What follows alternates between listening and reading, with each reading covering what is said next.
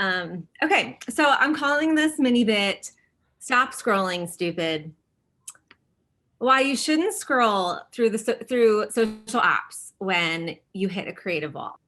So I'd love to start this conversation out with just a bit of like a quick poll, and you can just throw the thumbs up in your Zoom. If you find that when you're hitting a creative block or like a lull in the day, if you kind of start scrolling through your social apps. I know I absolutely do this. So a lot of us do this, and it's not surprising.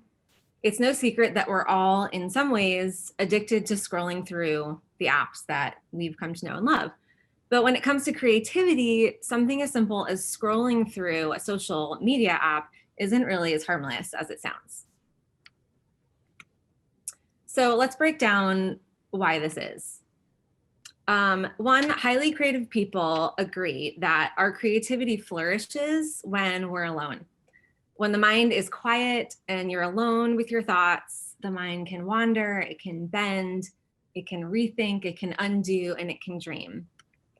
And in the social space, you're surrounded by people, their thoughts, and their followers' thoughts, which can cause you to quickly deprioritize your own thoughts and get caught up in the minds of others.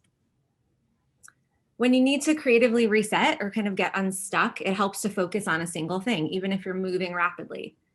For instance, the Crazy Eights exercise that many of us have done before in concepting, where you set a timer for 8 minutes and you try to come up with and sketch out 8 different ideas to push creative thinking. The social space is literally designed to distract us.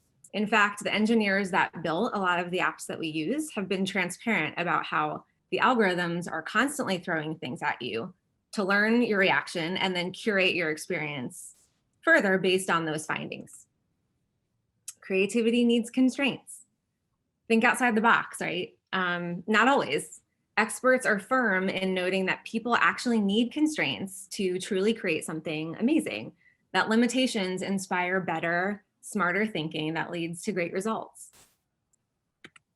And when we pick up our phone and click into a social app, it can be like going down a rabbit hole and kind of opening a Pandora's box all at once. And I know I've had conversations with people on this very call about how you open Instagram, you start clicking through, you start scrolling, and all of a sudden time is just a blur. There's no guardrail, there's no gate, there's really no constraints.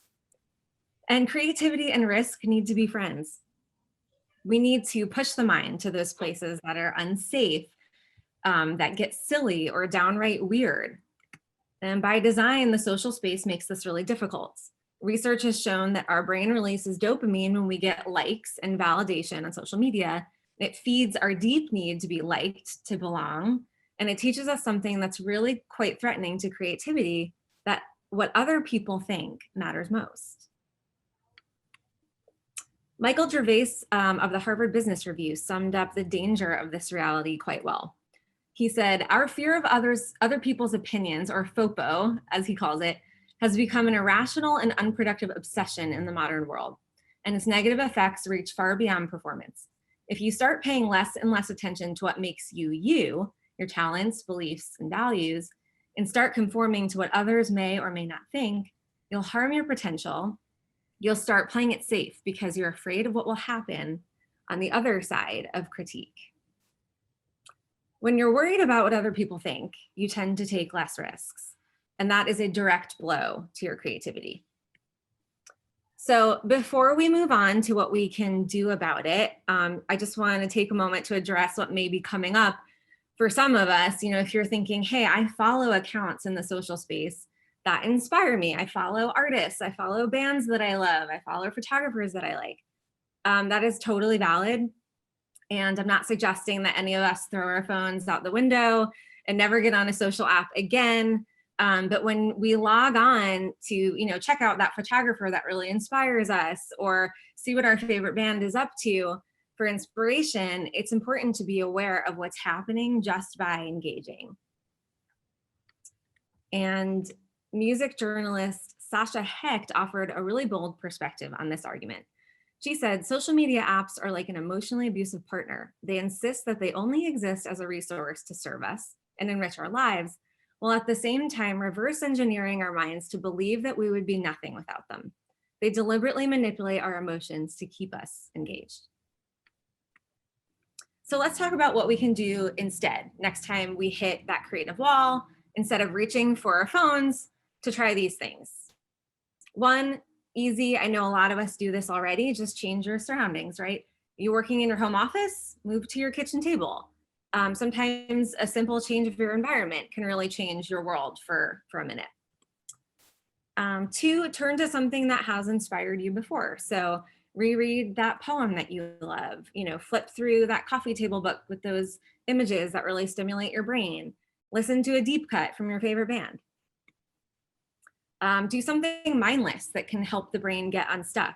Go for a walk, go for a run, drive around the neighborhood on streets that you know really well. Do something repetitive like sit-ups. Take a shower. I know a lot of us have laughed and joked before about how some of our best ideas come to us in the shower. I've definitely had that experience. Step away. Sometimes really nothing clears the brain, like completely stepping away from the work. Call a friend for 10 minutes to catch up about something completely unrelated to work.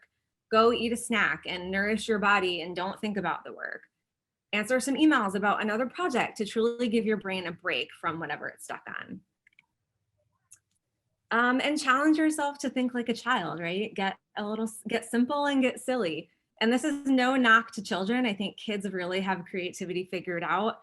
They're simple, direct, and candid. They're not afraid to get silly. They're not afraid to dream wildly.